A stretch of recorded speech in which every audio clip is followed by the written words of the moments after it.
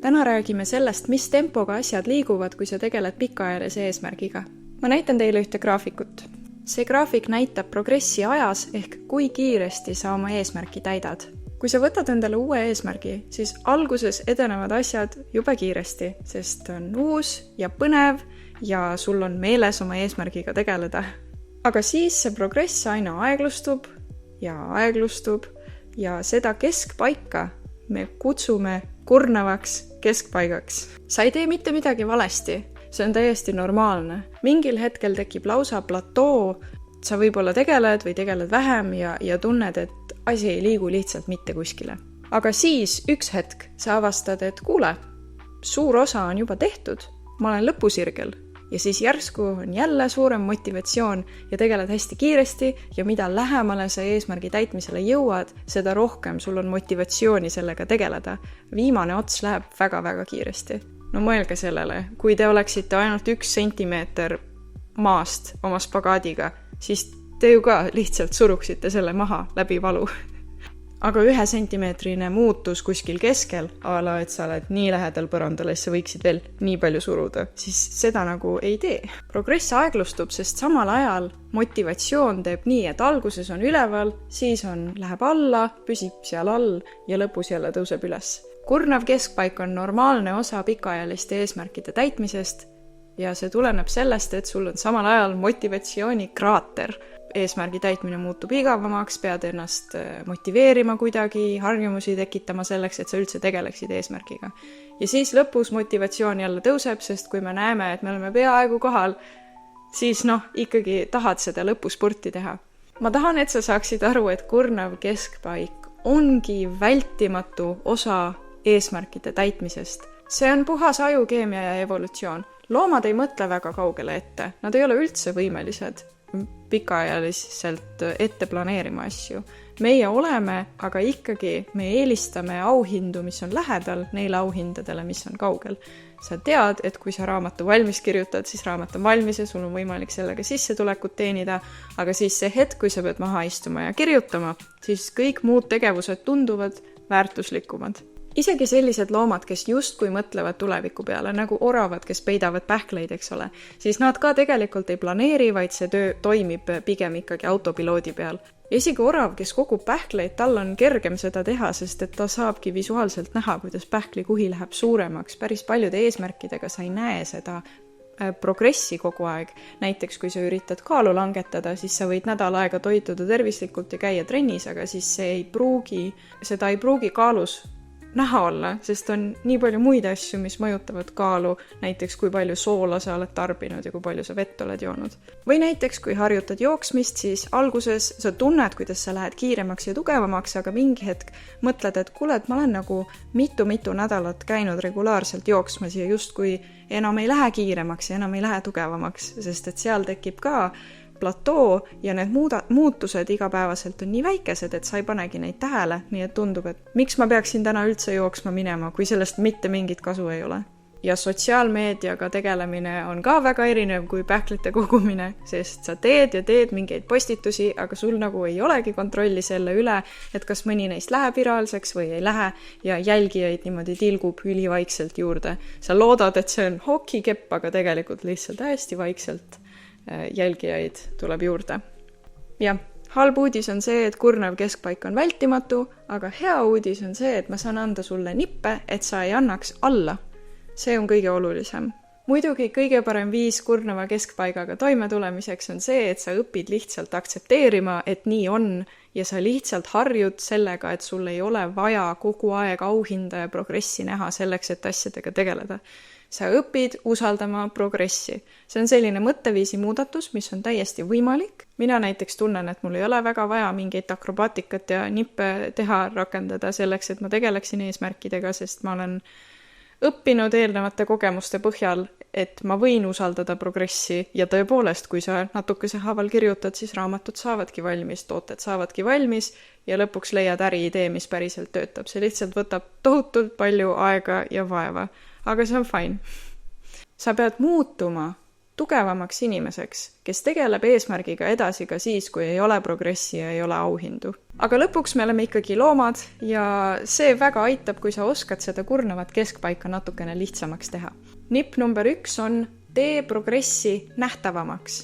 Ma olen palunud kohe alguses sul trackida ja see juba aitab. See, et sa näed ja paned kirja, et sa tegeled oma eesmärgiga ja sa liigud kuskile suunas. Samamoodi ma palusin ju sõnastada nii sisendi kui väljundi eesmärgi. Sisendi eesmärkidele keskendumine on ka selline asi, mis aitab kurnavast keskpaigast üle saada, sest isegi kui väljund ei liigu, siis sisend ikkagi vaikselt liigub. Ja trackimise puhul on hea, kui sa kuidagi viisi trackid ka kumulatiivset progressi. Näiteks, et sa ei pane mitte kirja, et mitu 100 grammi sa nädalas oled kaotanud, muidugi seda ka, aga graafik näitab seda kumulatiivset progressi, seda, et joon läheb alla. Või jälgijate puhul näiteks, et põhiliselt sa küll paned kirja, et okei, see nädal tuli nii palju juurde, aga sul võiks olla graafik, mis läheb üles. Sest siis sa näed, sa pead nägema seda mäge, kuhu sa juba oled otsa roninud. Nii et kui sa vaatad seda graafikut, siis sa näed progressi algusest saati. Mitte lihtsalt, et mitu lehekülge ma täna kirjutasin, vaid ühtlasi mitu lehekülge ma kokku olen kirjutanud. Kui ma tegin spagaatidest pilti, siis ma tundsin, et ma ei ole rahul progressiga, aga ikkagi ma nägin piltidelt, et ma olen kuskile õigele poole liikunud, et spagaadid on madalamal ja see andis mulle motivatsiooni juurde. Nädalast nädalasse ma ise seda muutust nii väga ei tunneta, aga kui ma tõesti vaatan seda algusest peale, siis see on motiveeriv. Nipp number 2. Õpi protsessi usaldama. Või õigemini õpeta ennast protsessi usaldama. Sa pead teatud asju endale regulaarselt kinnitama, kas siis nii, et sa panedki kuskile kirja seina peale või lihtsalt kirjutad neid asju läbi. Näiteks, mõtleme selle peale. Kui sa kirjutad iga päev raamatut, ükskõik kui vähe, siis see raamat saab lõpuks valmis. Me oleme nõus sellega, on ju.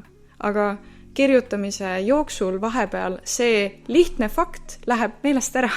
Tekibki selline tunne, et see ei saa mitte kunagi otsa, aga siis peadki natukene aega maha võtma ja mõtlema, et ei, isegi kui ma kirjutan ühe sõna haaval, siis lõpuks see saab valmis, see ei ole võimalik, et see ei saa valmis. Kui sa tahad Amazonis tooteid müüa, siis esimene toode võib-olla ei õnnestu, teine ka võib-olla ei õnnestu, aga kui sa järjest proovid ja proovid ja proovid ja proovid, see ei ole võimalik, et sa lõpuks ei saavuta mingisugust edu. Üks neist toodetest ikka peab ju edukas olema. See on lihtsalt puhas statistika, eriti kui sa iga kord midagi uut juurde õpid ja iga järgmine toode, mis sa valid, on natukene parem. Ma ei usu näiteks, et kui sa 10 toodet üles paned, et siis sa mitte mingit raha ei teeni.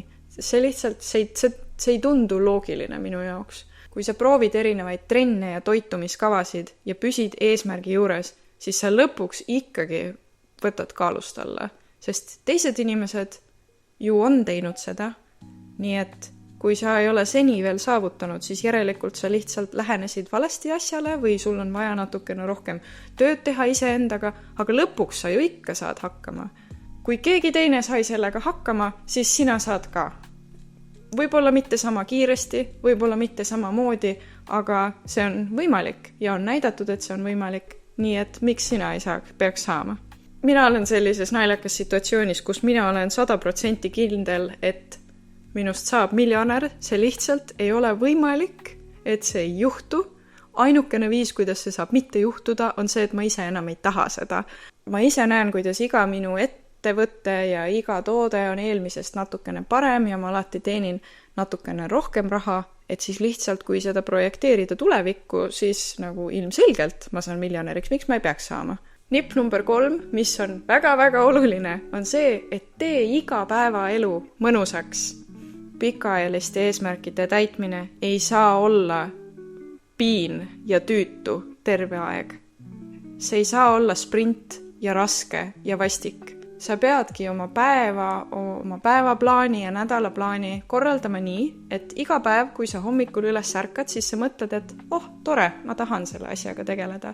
Mitte, et kuude kaupa, sul on kõrini, sa ei taha, sul ei meeldi, kõik on nii raske. Kui sina esmaspäeva hommikul üles ärkad, kas sul on hea meel, et on uus nädal või ei ole? Mina tegelen ainult asjadega, mis mulle meeldivad. aga isegi mina vahepeal tunnen, et ma ei viitsi. Aga nagu keskmiselt ikkagi mul on esmaspäevade üle hea meel ja mul on tööpäevade üle hea meel. Mõni halvem päev on okei, aga rusikareegel on üldiselt see, et kui sa juba 2 nädalat järjest iga päev ärkad üles selle mõttega, et ma ei viitsi, ma ei taha, siis tuleb tõenäoliselt midagi muuta. Tee eduni ei näe välja selline, et sul on halb suurem osa ajast. See ei tähenda tingimata, et sa pead oma eesmärki muutma. Võib-olla sul on vaja lihtsalt veel mingit uut nippi, et motivatsiooni üles saada või sul on vaja päevaplaani ümber teha või eesmärk väiksemaks teha või teha ümberkorraldusi muus elus. Kui sa vaatad oma päevaplaani, siis see tunne, mis sa tunned, peaks olema elevus. Jah, võib-olla natuke ka hirmu, sest et uute asjade tegemine ongi hirmus natukene, aga pigem ikkagi selline positiivne, stabiilne elevus igapäevaselt. Kui sinu pikaajaline eesmärk on sulle ainult stressi ja vaeva tekitanud, siis midagi on valesti. Vaata uuesti sisutarbimise videot ja õpi, kuidas efektiivsemalt ja paremini sama eesmärki täita või siis tee oma päevaplaan ümber, proovi midagi uut, proovi uusi rutiine. Võib-olla pead tegelema oma unega, oma toitumisega, mis iganes on vaja selleks, et igapäevaelu oleks mõnus. Me ei pea grindima kõik kogu aeg. Nipp number 4, tähista väikesi võite. Kui soovid, siis sa võid oma eesmärgi jagada vaheetappideks, mitte selleks, et panna endale eesmärk, et selleks kuupäevaks täidan vaheetappi ära, vaid lihtsalt selleks, et iga vaheetapi küljes oleks mõni tore auhind. Et oled kokku X korda trennis käinud, siis ostad endale uued trenniriided näiteks või kui oled nii palju jälgijaid saanud, siis lähed oma lemmikusse restorani sööma või lähed sõpradega välja või midagi sellist. Uute toodete launchimisel on igasuguseid vaheetappe näiteks, et mis hetkel sa mingile tehasele arve ära maksad, see on väga suur oluline hetk, kus sul on nagu raha mängus esimest korda. See esimene hetk, kui on teoorias võimalik toodet osta interneti kaudu, see on väga suur asi ja kõiki neid vaheetappe tuleb tähistada. Selle aasta suur eesmärk on ideaalsesse vormi saada ja ma olen vahepeal pannud endale selliseid vaheeesmärke, et kui ma saavutan selle kaalu, tähendab, kui ma näen sellist kaalunumbrit esimest korda hommikul kaaludes, siis ma ostan endale auhinnaks näiteks uued bikiinid. Ja see ei ole üldse kallis, sest AliExpressist saab asju väga odavalt osta. Ei ole vaja mitusada eurot kulutada kingituse peale, juba 10 euroga saab midagi lõbusat endale osta. Kodutööd, kuigi nüüd kodutööd on natukene teistsugused, sest muide see on nüüd eelviimane video. Ma tahaksin, et enne järgmise video vaatamist sa kindlasti paneksid oma trackerisse kõik vajalikud numbrid, teeksid endale ilusad graafikut, mis näitavad progressi, seda kui kaugele sa oled jõudnud, kui kaugele on vaja veel minna. Kogu kokku kõik vajalikud numbrid, et me järgmisel nädalal saaksime analüüsida, et kui kaugele me siis jõudsime. Nüüd on ühtlasi viimane hetk teha töösprint. Ma soovitan sul planeerida veel ühe töösprindi nende 2 video vahel, et sa jõuaksid oma eesmärgile võimalikult lähedale, enne kui me selle e-kursusega otsad kokku tõmbame.